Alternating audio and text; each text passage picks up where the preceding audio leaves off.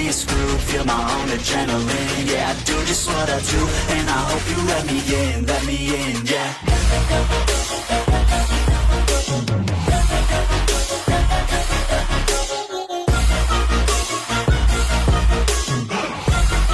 Hello and welcome back, fellow anime lovers, to Cypherfics. I am delighted to have you join us once again in the world of fanfiction and fantasy. This is the first part of What If Ichigo Meets Naruto. Special note, this fanfic is written in a masterpiece of Illuviar on fanfictionnet. Do check and support the author too. Now smash the like, share and subscribe button for more. Also press the bell icon so that you never miss such great parts. Thanks for the introduction. Now let's dive into the world.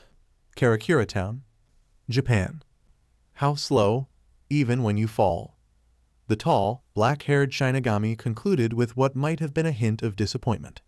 Those words were more painful for Ichigo than the blade which bit deeply in his chest. 2 strikes, which he couldn't see coming, and he was falling to the ground. Kurosaki could feel his Ryatsu leaving him, like a wave of water surging from a broken dam.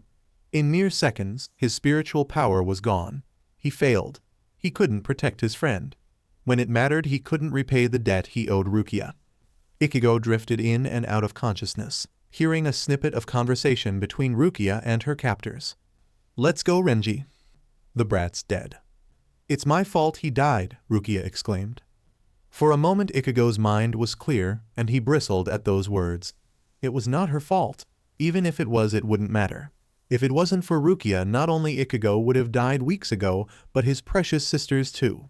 Kurosaki was the one defeated, the one who wasn't strong enough. It wasn't Rukia's fault in any way, shape or form. If he had been better, if he had trained his Shinigami powers.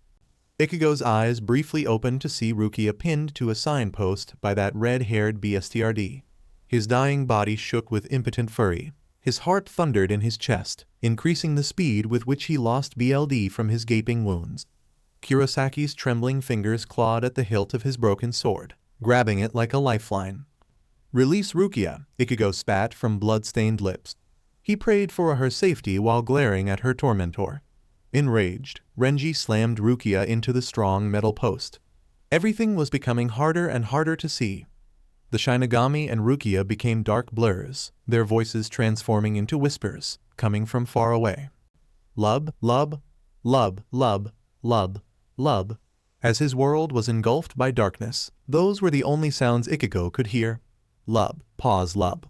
The echo was fainter and more irregular with each repeat. Heartbeat. Somehow that thought crystallized within Ichigo's fading mind. Lub.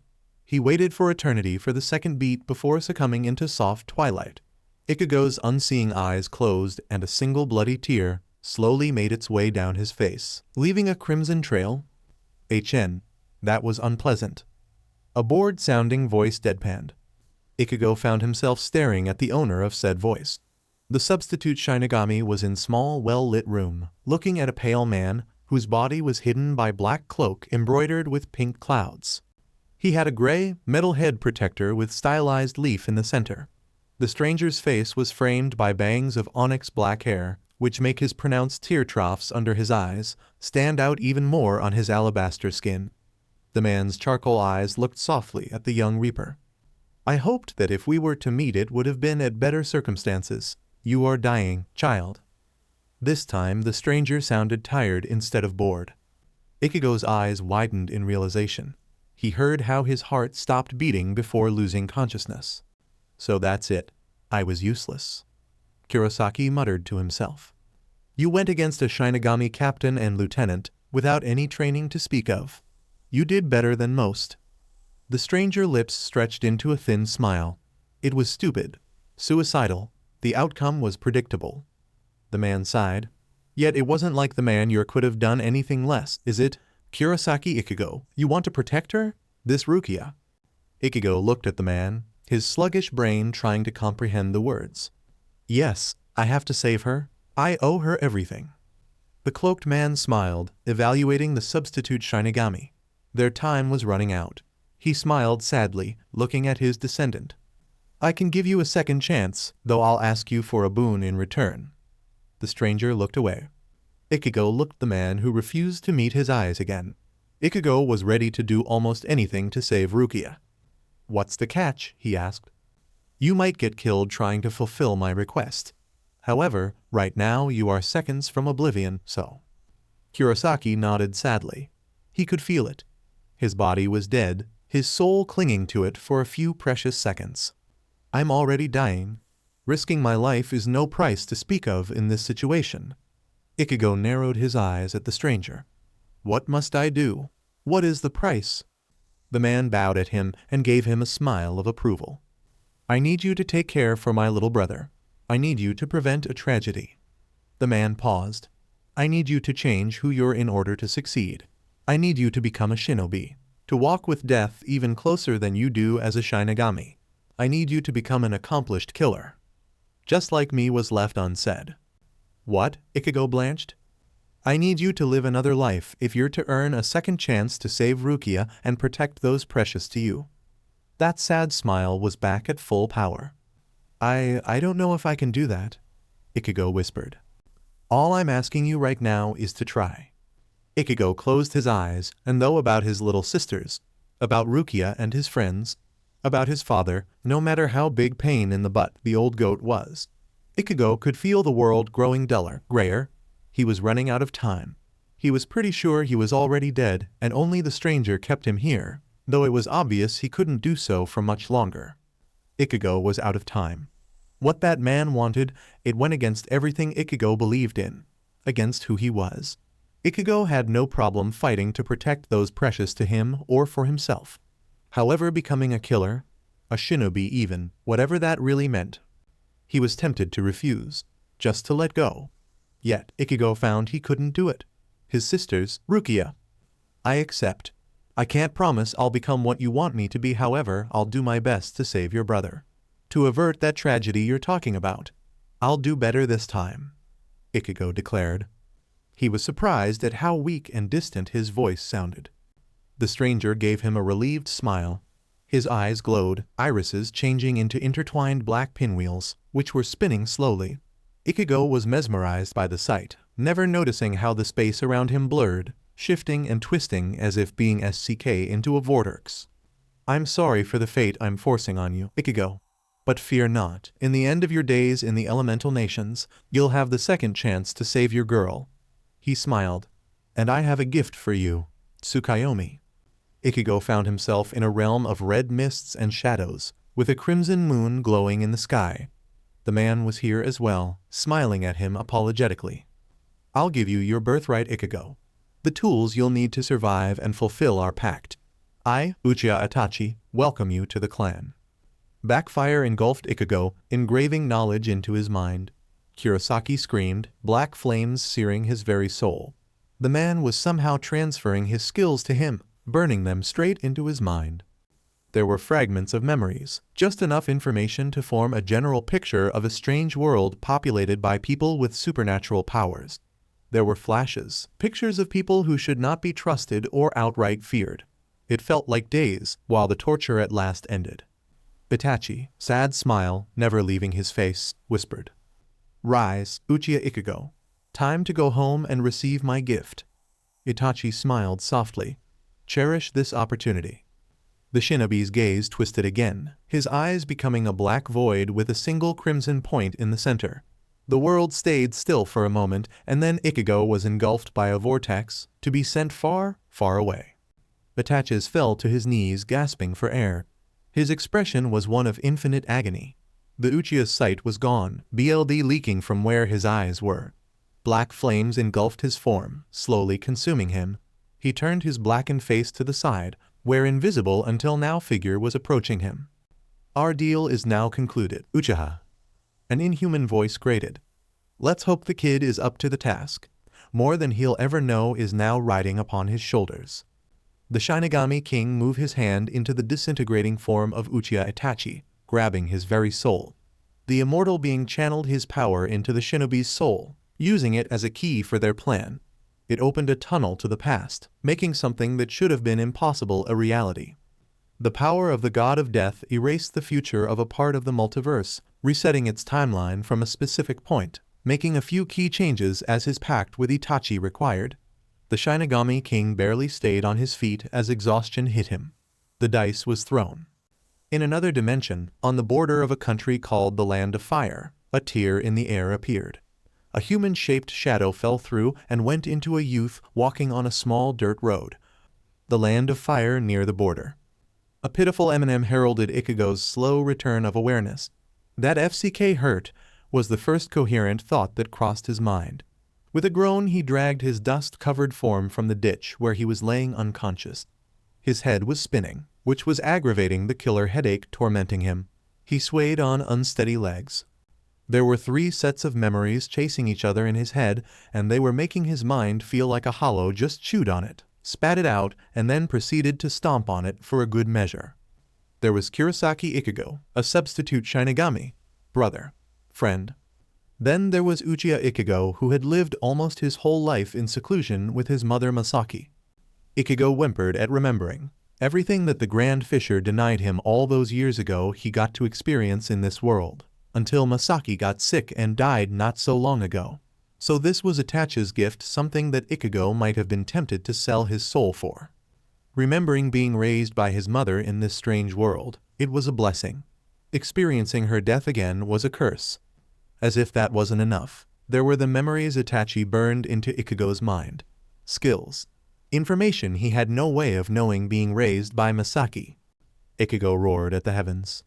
Ichigo didn't know how long he stood into that ditch while he tried to make head and tails of all the memories running through his mind. It might have been minutes or perhaps hours. Eventually he found out he could think more or less straight. Ichigo looked around, assessing his surroundings. He was on a third-rate country road, no sight of even ancient paved work, not to mention something modern, just strong dirt.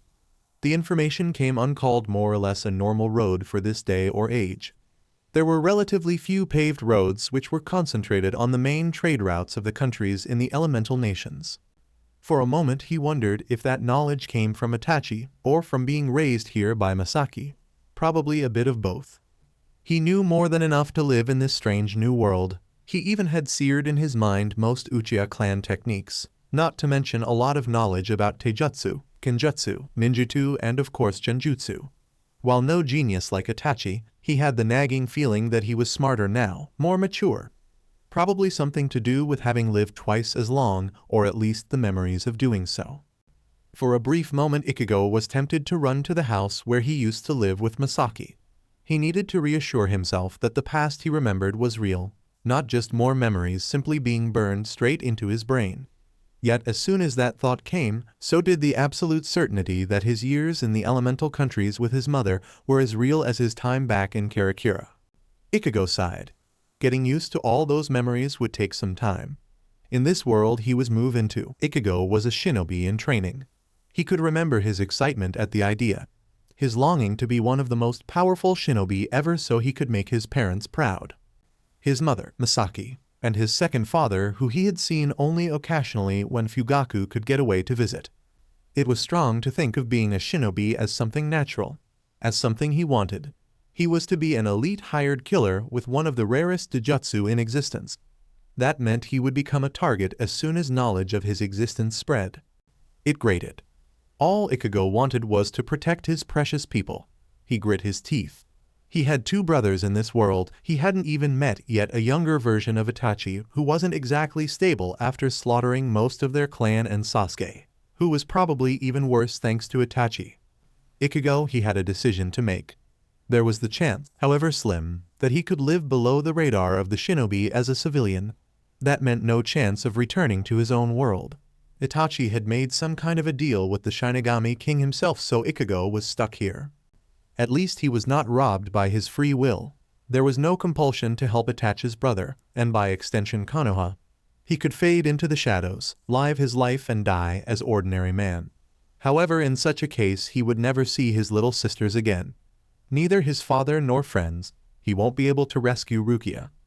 The alternative was to embrace an existence as a shinobi. To walk the path of BLD and tears, the same path which had torn apart Itachi's heart. Not to mention that by running away to live ordinary life, he would be spitting at the gift Itachi granted him. Ichigo was afraid to ask what price his new brother had to pay in order to give him a second chance to experience a childhood with his mother. Kurasaki's shoulders slumped while he was thinking. He laughed sadly.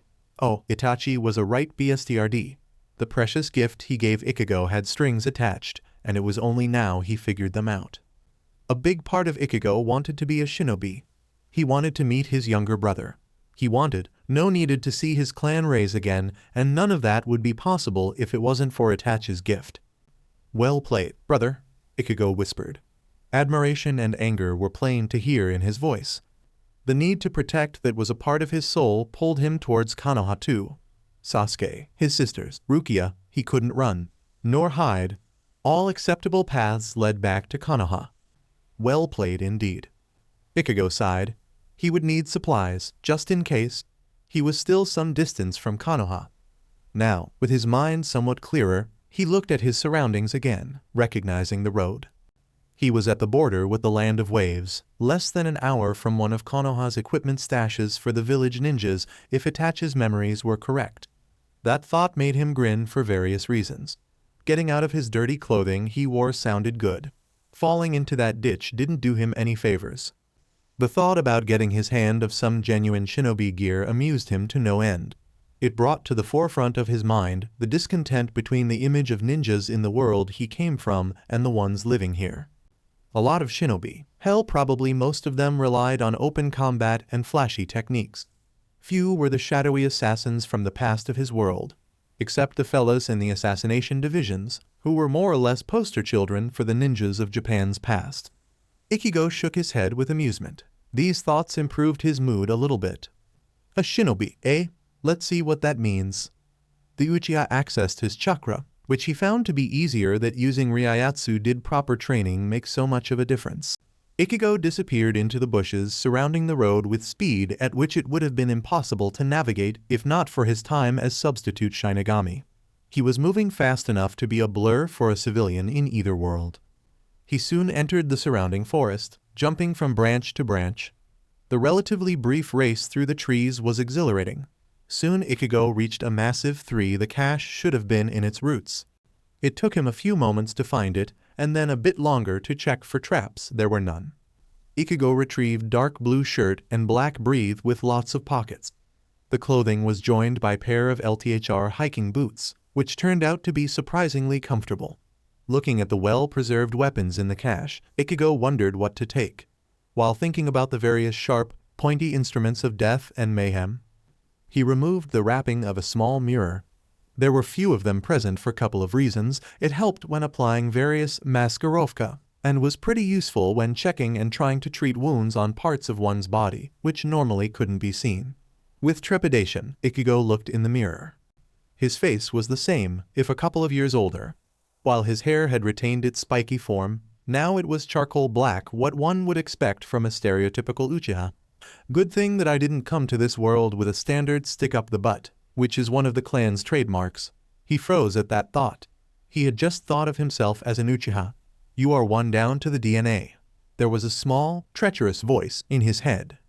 Ichigo decided to bite the bullet and channeled a bit of chakra in his eyes.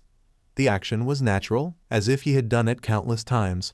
His eyes changed, becoming crimson with 3 tomos spinning lazy around his irises. He stared a long time in his reflection, the reality finally sinking in. Ichigo knew intellectually who he was now, from the moment he awakened in this world, yet deep down, in his heart, part of him had been in denial. But now, seeing the changes with his eyes, the enormity of his situation struck him like a sledgehammer. Those eyes, he knew for certain they were proof of his mother's second death. He remembered grieving for her and how her death awakened his bloodline. A whisper barely registered in his turmoiled mind. Abandon your fear, Ichigo. Move forward, never look back.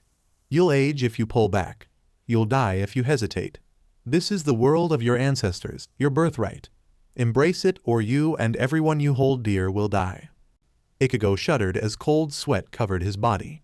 That voice was familiar. He somehow knew it as well as those of his father and sisters. He closed his eyes and took a deep breath, regulating his chakra flow in order to calm down his body faster. The trembling stopped and his shock subdued.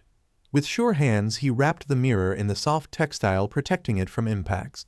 It resembled cotton to the touch, which made Ichigo wonder if cotton actually existed in this world. Ichigo shook his head at the odd thought and continued browsing the gear. He attached pouches of kunai and shuriken to his belt and secured a duo of hunting knives in his boots. Ichigo looked at the tactical vests in the cache and took the one which was the closest fit for him. Then he looked for a good blade. He was not sure why he felt that he needed a sword. Was it because swords were one of the preferred weapons in the clan, or the part of him which was Shinigami desired a blade in his hands? The selection was poor, just a few tantos. Ichigo took the best of them and secured it to his back. Just in case, he stashed a med pack in the small of his back. He took 6 smoke bombs, rations for a few days, secured the rest of the stash. Uchiha Ichigo, he muttered. The name flowed naturally from his lips, just as easy as he would say Kurosaki. Ichigo shook his head in regret. He couldn't afford to think of himself as Kurosaki Ichigo. That person had no place in the shinobi world. The son of Isshin was no cold BLD killer, something he needed to become in order to survive and thrive here.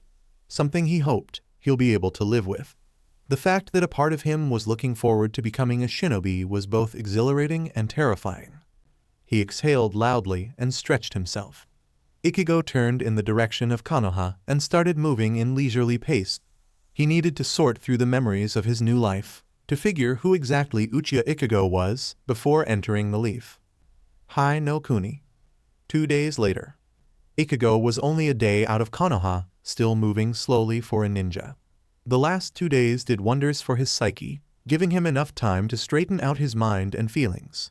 His memories of this world, along with those grafted into him by Itachi, were changing him, making him much more cynical. What he regretted from the whole ordeal was the death of what was left of his innocence. Ichigo was grimly aware of all the evils people did in the world, of what Itachi had done, even though his intentions were mostly good and honorable. Ichigo's musings were disrupted by a clash of metal and muffled woman's scream which came in front and to the left of his current path. Ichigo cursed under his breath for not being more aware of his surroundings and dashed to check what was happening. He made his way to the confrontation fast yet stealthy. He found himself hidden in the corona of a high tree, overlooking small clearing in the forest floor. There was a slender, black-haired woman, supporting herself on a tree trunk in the middle of the meadow. She was wearing red, armored blouse with only right sleeve, covered by a short dress which looked like it was made of bandages. Her arms and upper thighs, which were visible under her dress, were wrapped in actual bandages. She had a long bleeding gash on her lower right thigh, which was bleeding a lot, though luckily not with enough strength to indicate a cut artery. The woman's unusual eyes, red with double rings, were glaring at 3 shinobi, who were circling her like a pack of jackals. Her look held a hint of despair, which was soon washed by grim determination. Ichigo could sense that she was almost out of chakra too, not a good combination given the odds and her wound. His mind promptly supplied her name Yuhai Kurenai, Konoha's genjutsu mstrs. Wounded, and without enough juice for even a simple jutsu, her situation was desperate. Ichigo slowly drew 4 kunai in his left hand and prepared to jump in. One of the attackers, whose face he could see, leered. "She's a nice piece of butt. We can have a bit fun after all the SHT she made us go through." Kurenai glared defiantly at the shinobi, who had a Suna head protector, with the sign of the village scratched through. A missing nin then. Ichigo wondered how the hell those BSTRD had made it this close to Konoha without being stopped by one of the patrols. At least one of the missing nin was a would-be RPST to boot. Ichigo's face was transformed into one of fury. His first kills were not to be ones he would regret. The first idea anyone had of his presence was when his kunai left his hand and hissed through the air aimed at a single target. That turned to be good idea when the shinobi, warned by combat honed instincts, dove to the right. 2 of the weapons were thrown at the back of his head and spine, and the other 2 at the most likely directions for the target to dodge. One kunai hit the missing nin in the tight, slowing him down. He was unable to evade the next pair, which struck him in the neck and the left eye. He slumped to the ground dead. Meanwhile, Ichigo was upon another of the shinobi, slashing at him with his tanto. The missing nin was moving in slow motion, compared to the Sharingan-enhanced perception Ichigo possessed. Slipping the blade between the hasty drawn guard of the man was a child's play. The ninja fell to the ground nearly decapitated, leaving Ichigo with Kurenai between him and the would-be RPST. With an unexpected speed, Ichigo vaulted over the wounded Kunachi, while his left hand was busy making symbols. Fire style, dragon flame bomb, Ichigo hissed. A long stream of flame shot from his mouth as if it was the muzzle of a flamethrower. The missing nin had just enough time to start screaming before being engulfed in flames. A second later, he was rendered silent when superheated air made its way in his mouth and lungs, cooking them instantly. The nameless shinobi's blazing remains crumpled to the ground like a puppet with its strings cut. Ichigo cleaned up his tanto on the clothes of one of the dead shinobi while scanning the forest for more treats. He was trying strong not to think about what he just did. He had snuffed the life of 3 people, and it was easy. 2 DMN easy. With a supreme effort of will, he ordered his hands to remain steady, fighting the shock which was trying to crash his system. "Thanks," Kurenai rasped, a hand clutching her wounded leg. Her voice was enough to distract him from thinking too much, which was a good thing at that moment. He looked her in the eyes, causing her to gasp softly.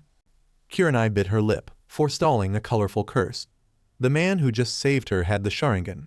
Sasuke and Itachi Uchiha should have been the only ones left with that bloodline. Besides, only Itachi was supposed to have the Uchiha's bloodline awakened.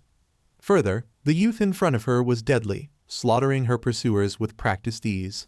She logged in for later the lack of forehead protector, despite the otherwise normal shinobi outfit of the teen war. Was this Itachi using genjutsu? "Are those all of them?" the youth asked, waving at the bodies. Kurenai nodded, the taunt lines of her appealing face relaxing a bit. She was deadly pale. BLD loss and shock. Again, a maddeningly familiar voice supplied from within Ichigo's mind. "Let's see that leg," he said softly and knelt next to her. "That's a nasty scratch." Ichigo noticed how she was slipping in unconsciousness and slapped her face lightly. "None of that now, miss. Stay with me." Kurenai focused on the young man, her eyelids heavy with fatigue. She felt his fingers probing her throbbing thigh and winced, then yelped in pain as he none too gently pressed near the wound. "Stay awake," he ordered with a voice brooking no argument. She grumbled quietly, glaring at her unexpected savior. "Not to be ungrateful, but who are you? What are you doing here? You are no Konoha shinobi." Ichigo huffed while examining the wound. It was ugly with jagged edges, but not deep enough to reach the artery. He opened the med pack, tearing open a packet of BLD clothing powder. "This will sting," he warned, and dumped the powder all over the wound, causing Kurenai to hiss in pain and give an unladylike curse. "As for your questions, no, I'm not a Konoha shinobi. Heard of the place but haven't been there yet. To your second question, I'm hoping to be accepted in the village. I was on my way there when I stumbled upon this unpleasantness. Seriously, aren't there supposed to be patrols this close to the leaf? And as far as my name is concerned, ladies first," he said while cleaning the wound, which had stopped bleeding for now, then proceeded to bandage it. "Any idea which are the BLD replenishing ones?" While she was pondering his words, he asked, nodding at the med pack opened between them. "The red ones," she deadpanned. "I'm Yuhai Kurenai." "A fitting name. It does suit you." He smiled at her. Ichigo looked at his handiwork and hummed. It should be good enough until they reach Konoha. The time spent helping at his dad's clinic had apparently paid off.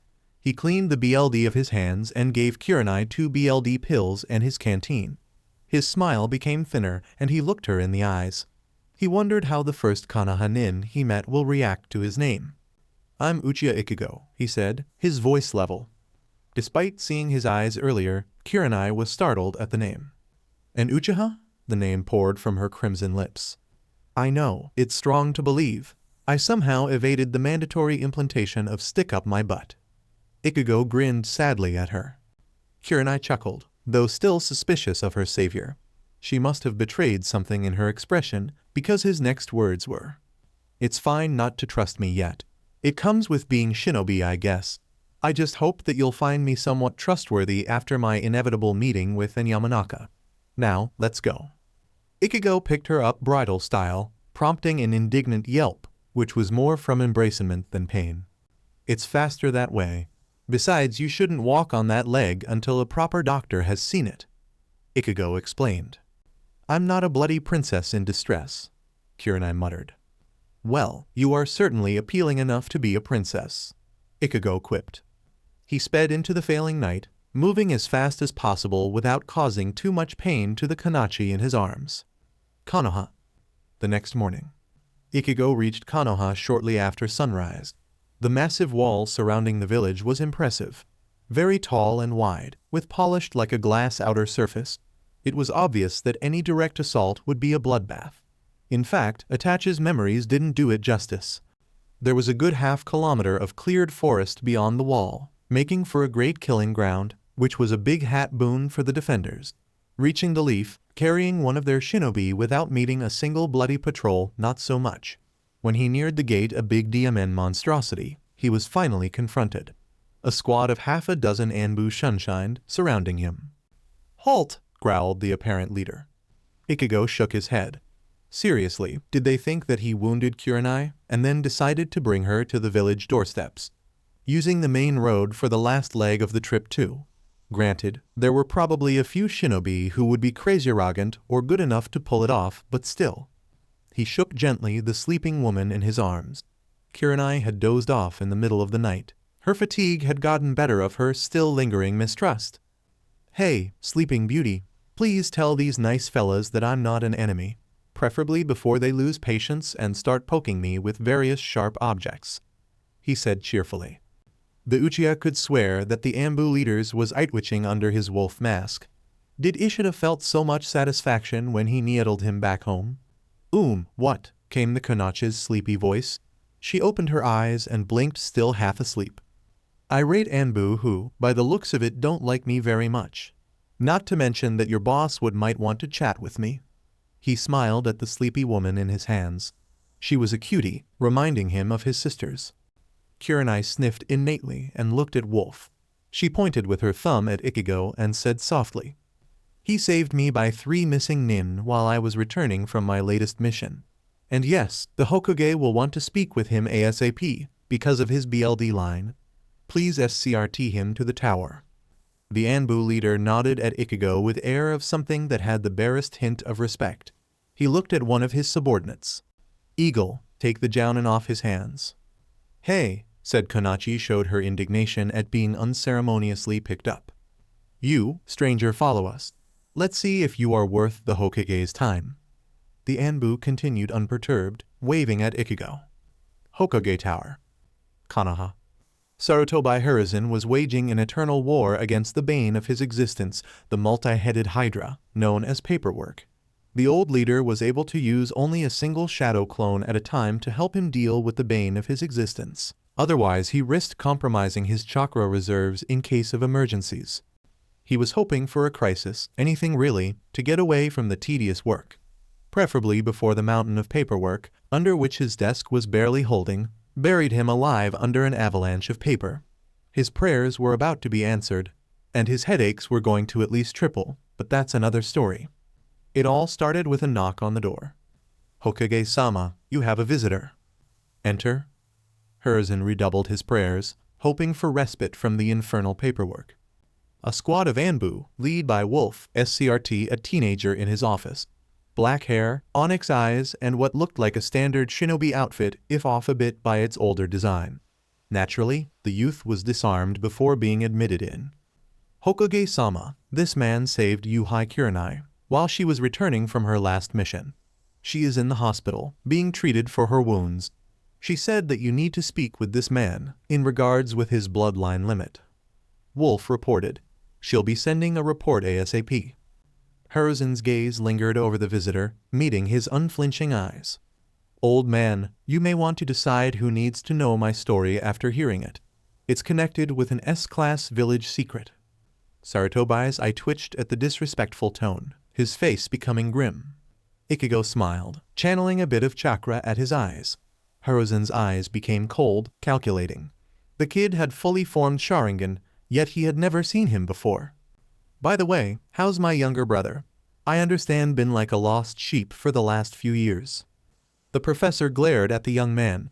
He knew or believed to know 2DMN much of the village dirty secrets. Hiruzen's left arm curled around a kunai hidden under his desk, just in case. He ordered the Anbi squad to leave and motioned with his free hand to the visitor to speak. Ichigo's smile disappeared and he started his story, I'm Uchiha Ichigo. I awakened my Sharingan 2 weeks ago when my mother died by the wasting disease. There was a flash of anguish in his eyes as he spoke about his mother's demise.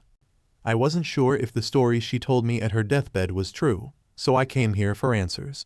According to her, my father was Uchiha Fugaku, and I have a couple of half-brothers left. A simple DNA test should be able to reveal if that's true. DMN, that old geezer. Fugaku apparently was perfectly capable of causing trouble even from beyond the grave. That BSTRD Horizon thoughts were spinning. No matter his parentage, the kid was an Uchiha.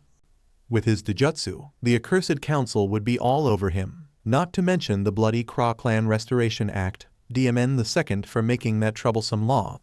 As if someone in their right mind wanted the trouble of telling potentially powerful shinobi they had to marry soon or else. Not to mention that if the kid turned out to be Fugaku's child, he might be the head of the Uchiha clan at least until Sasuke was 17. Or even permanently. Ichigo dropped his next bomb. Was it you, or the council responsible for the kill orders on my whole clan? I know of my father's conspiracy, but it was unnecessary to kill off everyone, even the kids and civilians. I am also aware that my brother Itachi is no traitor. Fuck! That's one secret that can't see the light of day. For the first time in years, the professor was left speechless, not to mention being barely able to keep himself from cursing aloud. So, old man, when is my scheduled R&R with the torture and interrogation division and the nearest Yamanaka cleared for my family's dirty laundry? And no, I don't have my dad's delusions of grandeur. Seriously, how the DMN walled compound, all the money, power, and not to mention control of the bloody military police was not enough? Ichigo shook his head sadly, mirroring the thoughts which Itachi had on the subject. Sarutobi slumped in his chair, wondering if this youngster was a disaster waiting to happen, or potentially one of the best things that had happened to Konoha in years. The reaction would have been enough confirmation if Ichigo did not have a first-hand account of these events. You have an appointment with Inoichi. We'll talk afterward. Sarutobi sighed. He was too old for this SHT. 2 hours and one mind wrap. Cough * interrogation * cough. Later Ichigo was again in front of the Hokage who had his head buried into a red little book and was giggling perversely. His vital intake of balsam for the nerves, that being the newest edition of Ika Ika, with autograph and dedication from Jiraya, was interrupted by an Anbu giving him the short version of the interrogation report. The Uchiha was telling the truth as far as he knew it and apparently wished to join the village's rank of shinobi. That was great. In that respect, only few K&K remained to be cleaned up, a DNA test to check if he really was Fugaku's son, which would be an indication of how big the circus with the council would be. Likely pretty big, because Ichigo apparently remembered Fugaku visiting more than a few times according to Inoichi. After these unpleasant details were done with, there was the test of his abilities to determine his rank, which had to be arranged. At least according to Inoichi, Ichigo was trustworthy as someone who had grown up outside Konoha could be. Harrison only hoped that the council won't cause another Uchiha debacle. On that sore note was another big problem: how Ichigo knew in depth about the massacre, and wasn't that another can of worms? Apparently he had met Itachi couple of years back on the anniversary of the massacre. The rogue Uchiha had been hammered that evening and had told everything to his brother, who had been working at an inn not too far from where he used to live with his mother. Sarutobi would have to send message to Itachi and scold him. Granted, he knew that the actions of that night weighed heavy on the loyal shinobi, but such a slip could have grave consequences. Then there was dispatching Anbu to the inn and to check on the place where Ichigo used to live. More headaches and even more paperwork to be dealt with. The Hokage skimmed through the report which Kurenai had just submitted, while Ichigo was waiting impatiently. DNA test, and when the results are ready I'll present you to the council, said Hiruzen. He glanced over the mountains of unfinished paperwork at the Uchiha.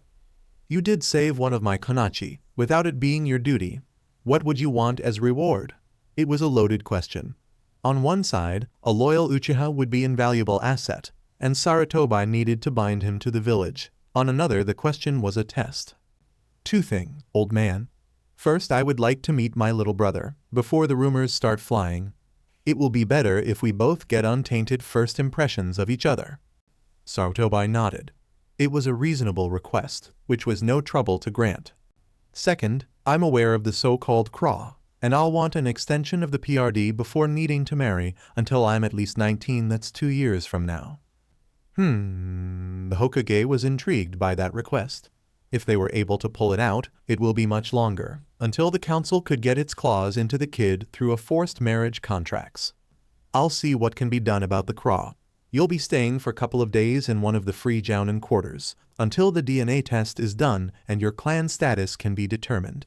As far as Sasuke is concerned, you can meet him at the academy after the results come in. Naturally, until you are made a shinobi of the village, there will be a discreet SCRT. After that too. Fair enough. Shower in bed. Here I come, Ichigo thought. After being prodded with sharp needles in the hospital and getting a general examination which lasted few more hours, Ichigo checked on Kurenai, who was napping at the time and was recovering nicely. He went to his assigned quarters, with directions provided by the duo of visible Anbu SCRT. At least 6 more were shadowing them just in case. The Uchiha took a long hot shower, followed by a meal that consisted of 2 chicken sandwiches and some apple juice. Thankfully, the little apartment had come in with a stocked fridge. Ichigo cleaned up the dishes and crawled into bed. Early next morning, the DNA results were ready, probably breaking the local speed record after few words of encouragement by the Hokage. Yuppie, Ichigo was a proud big brother of one Uchiha Sasuke, who, if the memories were right, was a piece of work thanks to Itachi's idiotic use of Tsukuyomi on the kid and the stellar performance by the council that followed. Ichigo had his work cut off for him, that he was certain of.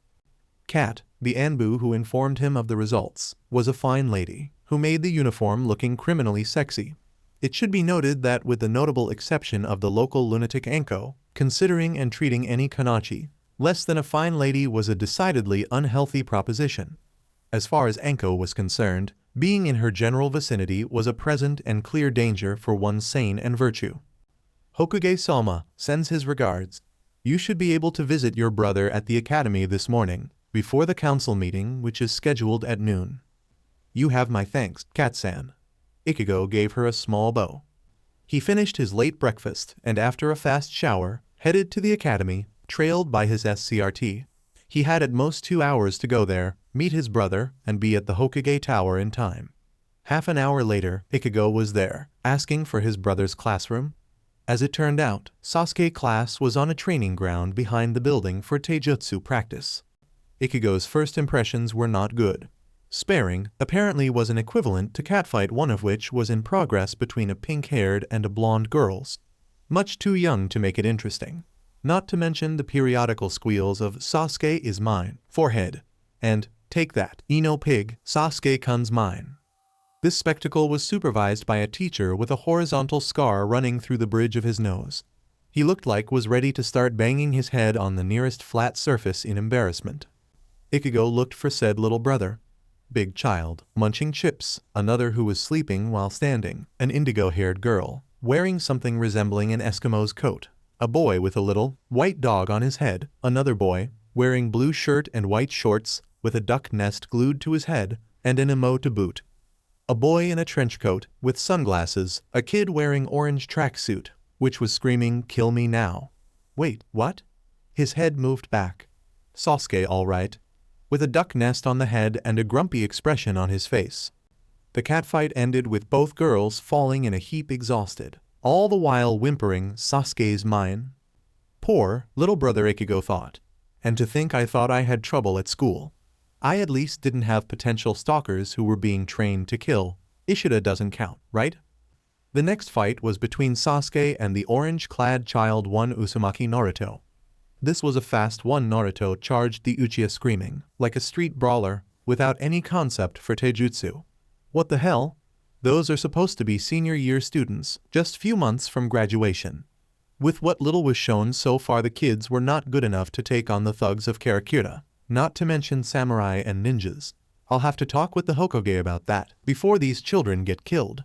At least his brother had learned the basics, knocking down the orange menace with a well-executed academy-level combo. The crowd exploded with squeals of girlish joy. Sasuke! At least a dozen girls roared in approval. Ichigo's little brother looked skittish, like a deer caught in the lights of a speeding truck. Fangirls, the terror from the deep, Ichigo shook his head. Too much XCOM. Time to save the kid from the circling sharks. Uchiha Sasuke, a word, please. The substitute Shinigami's voice cut through the sounds of bloodthirsty predators, joyful fangirls, redirecting everybody's attention to himself. Another round of squeals. FCK, I don't need preteen fangirls. The teacher roared, using a jutsu which made his head much bigger. Silence. The sheer force of the scream was able to subdue his pupils. Got to learn this one, thought Ichigo. I'm Yumino Uruka, the beast handler of these. The teacher waved at his charges. Who are you and why do you need to speak with Sasuke during academy hours? Ichigo. Uchiha Ichigo.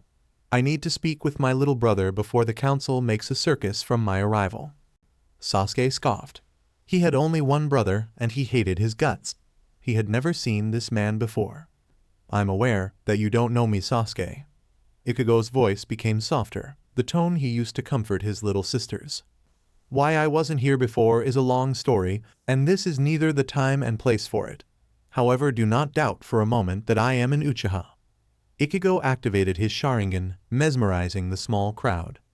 Sasuke was looking at the man with different emotions from the most. He stared at the crimson eyes with 3 tomos, not caring if Ichigo was his brother or not. This man had the Sharingan and possibly enough power to help him kill Itachi. That was all that mattered for him. Academy grounds. Konoha. Ichigo looked at the eager expression of his brother. Going by Itachi's memories, Sasuke was borderline sociopath, with being a bloodthirsty avenger to boot at this time. Sasuke, walk with me. Ichigo turned his back to the mob of school kids and headed to the far end of the training ground. How have you been? Who is looking after you? I'm not a kid. I don't need babysitters. I'm fine on my own. The younger Uchiha grumbled. Okay, so the kid's family got slaughtered. He was traumatized even further by FCK Genjutsu, and the powers that be decided that he'll be all right on his own afterward. I only hope he's not total psycho by now, Ichigo thought in despair. This was going to be like walking through a minefield, he was sure of it. Yep, no babysitters for you, Rigite. However, I reckon you can use a bit of additional training. I'll have to show you a few tricks. That's what big brothers are for, right? He knelt in front of his little brother and patted him on the head gently, trying to avoid that FCK duck nest. Weird hair is weird. Ichigo should know his own used to be orange after all. The kid looked him with big eyes, emotions battling on his face. Oh, the anger was there, all right. But there was fear, probably expecting to be betrayed again, and more importantly, a flash of hope. For all the praising that was given to him, Sasuke had been alone in the world since the massacre. There was still a small part left in him that was hoping for something more than vengeance. Sasuke exploded, venting long suppressed anger. Where were you? Why? Why are you alive when Itachi killed all the rest? Sasuke, I do not have an answer that will satisfy you. I know that simply saying I wasn't there doesn't cut it. Until recently, I was not even aware of my heritage as an Uchiha. That's why Itachi did not know that I was there to kill. You could say I'm alive because of dumb luck. Ichigo's voice became softer, wrought with feelings. I know it's not what you want to hear, nevertheless it's the truth. He took a deep breath. I know about pain, Sasuke. What it is like to lose your family. Sasuke scoffed at that, and he was obviously ready to leave. However, he was stopped in his tracks by the intensity in the eyes of the elder Uchiha. The boy could see the pain, knew that the man was telling the truth. 2 weeks ago, I watched my mother die from the wasting disease. As far as I knew, she was the last family member I had left, and if you are wondering, that was too high a price to pay for my Sharingan. Ichigo was telling this with tears in his eyes. He was seeing flashes of the murder of his mom by that accursed Hollow too, followed by images of her dying by the DMN disease. The newest Uchiha gazed into his brother's tear-laden eyes and embraced the kid. You are not alone, Sasuke. You don't have to deal with the pain by yourself. Sasuke was torn. On one side was all the anger and the instructions P&D into his skull by Itachi. On another hand, he was tired of being alone. Simply striving to become stronger was not enough. He felt empty. Yet, Sasuke was afraid to hope. There was a glimpse from the boy he was before Itachi screwed up everything. Sasuke quietly asked. You won't go away? You won't die? I can guarantee the first. and I'll do my best not to get killed. I'm just fine in one piece, thank you very much. HN? Was the only response. Ichigo wondered if that was Uchiha's specific verbal tic. Answering with more than one syllable is all right, you know? Then the Dimension Traveler whispered to his brother, they won't take off Academy points for longer answers, you know. Thick mark and glare from Sasuke was his only answer. You've got your work cut off for you. This one's denser than even you. The DMN whisper in Ichigo's mind was back. Sasuke, now that I've found I have a little brother, I can't let myself die. On the contrary, I just discovered a reason to live. At least now Sasuke began looking like he was salvageable. Marginally. Well, kiddo, see you tonight after school. And beware of the fangirls, evil creatures, I tell you. Ichigo smiled at his little brother and patted him on the shoulder. It will be all right, Sasuke, he added as a goodbye, leaving a confused younger Uchiha. Time for a chat with the old man and that FCK up council. Hokage Tower. Konoha. Ichigo went to the Hokage shortly before the council meeting. He had a bone to pick up with Sarutobi. He found Hiruzen clad in the full regalia of his office, smoking from a long pipe. The Uchiha's future boss was hidden behind another mountain of paperwork. The scene struck him as strange. There was something wrong with the Hokage spending his whole day buried in paperwork. No wonder problems Ichigo had seen so far were unresolved. Either the old man did not have enough time to go around the village and check up what was happening in his domain, or the solution was forever lost in a pile of paper. The Uchiha looked as the Hokage puffed few small clouds of smoke, with content smile. Ichigo was at loss why the smoke reminded him of something. Puff, he muttered. Sarutobi looked at him strangely. Ichigo had a flashback of the academy grounds, where while his Sharingan was activated, he had glanced at a group of students practicing with clones. The clones were appearing and disappearing in puffs of smoke. Why was this important? Hiruzen was looking at the Uchiha, wondering where the mind of his visitor was wandering. The clones used in the academy were little more than a basic exercise, practically useless in the field. So not those clones. Solid clones. That thought sent a torrent of information in the front of Ichigo's mind.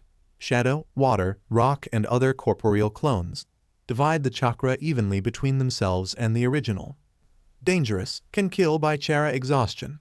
But useful, fighting with 10% of the original skills. Autonomous, acting as the original's will, when not having orders, upon dispelling transfer memories. That was it. But why Sarutobi was not using a clone for the tedious paperwork? Can't be because he lacked sufficient chakra. Despite being old, the man was a Kage, with one of the greatest reserves in the village. Can it be? Sometimes you can't see the obvious under your nose and you need outside perspective, interjected the voice in Ichigo's mind.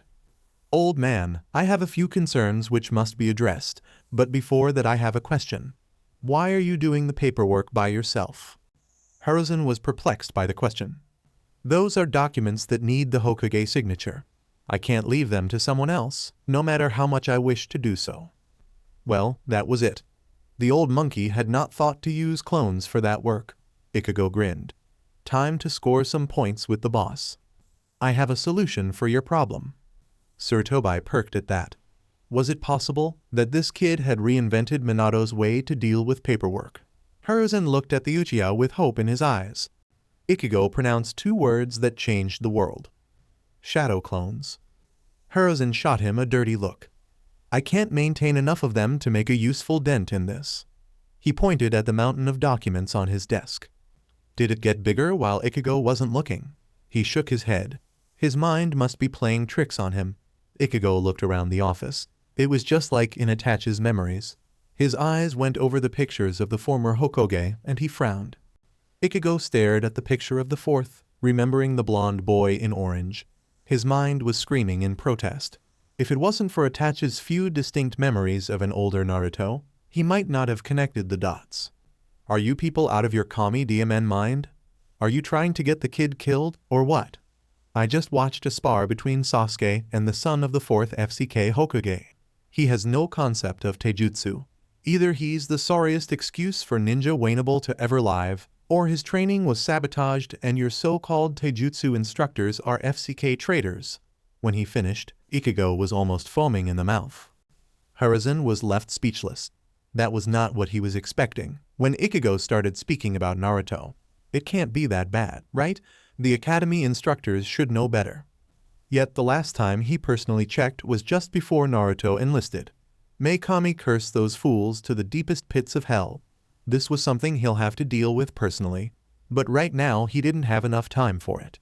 The Hokage smiled grimly. He was sure that the council had a hand with whatever irregularities were present in the academy. He'll have to deal with them carefully. During the time just after Kyuubi attacked, they had gained too much power to be eliminated directly. A lot of the more powerful civilians on the council did have close ties with notable and more importantly powerful people in the capital, so simply removing them had never been a viable alternative. Oh, Sir Tobai could do it, however the potential consequences were worse than the headaches the civilians tended to cause. With Tsunade out of the village and the Uchiha seat vacant, the best Hiruzen was able to do was to stalemate the council. And that was when all on the shinobi side of the council voted the same. Thus Sarutobi had to use the Hokage's vote, which was traditionally only used to break stalemates, in order to block the civilians' disastrous ideas. He had lost count how many times he and the rest of the shinobi had to block a vote to execute Naruto. The Hokage smiled thinly. That was no longer the case. In front of him was an Uchiha old enough to assume the position as clan head.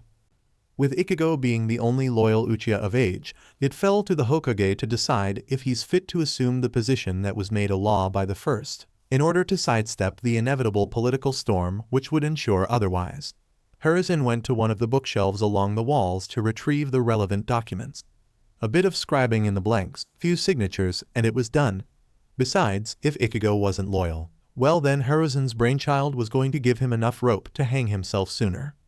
Uchiha-san, let me be the first to congratulate you for your elevation as a clan leader. Sarutobi smiled at Ichigo and gave him a small bow. The Uchiha was stunned at the fast promotion. While he knew that he was technically the only one at this time who could fill this position, he did not expect it to happen this soon, nor this easy. He smelled a trap. So, Ichigo, you wanted to discuss a couple of issues? Hiruzen asked. First, I would like an explanation, old man. I never expected to become a clan leader this soon if at all. Ichigo looked suspiciously at Hiruzen. It serves my purposes to affirm you. Your actions in this position will help me see your true mettle too. Sarutobi smiled. Before you ask, declining isn't an option. Congratulations. The new clan leader nodded glumly. It was a test then. Probably both a political statement and move too. Unfortunately, Itachi's memories weren't particularly helpful in that regard. Ichigo sighed and began speaking. First is about Sasuke, whose idea was to leave him to live alone after the massacre. My little brother is a mess, on the way of becoming sociopath. Any particular reason why he wasn't adopted? That goes to Naruto as well. I would have thought that the clans would have given arm and leg for even the chance to raise the last Uchiha and Namikaze. In their infinite wisdom, the council decided that your brother will be better alone, so the last Uchiha won't be influenced by one of the bigger clans. Hiruzen's dry tone told all Ichigo needed to know about how the Hokage viewed that particular idea. And then the big clans blocked all attempts for adoption from the rest. Ichigo finished the thought. He did not mention that his brother would have been better in a civilian family than alone. That left Naruto, aka the orange monster. It wasn't that Ichigo had a problem with the color orange. His hair used to be such, and that was a legacy from his mother he was proud of. However, wearing an orange jumpsuit as a shinobi, even one training in the academy to be one. Good luck sneaking in most terrain with such clothes. Perhaps during autumn or in the desert.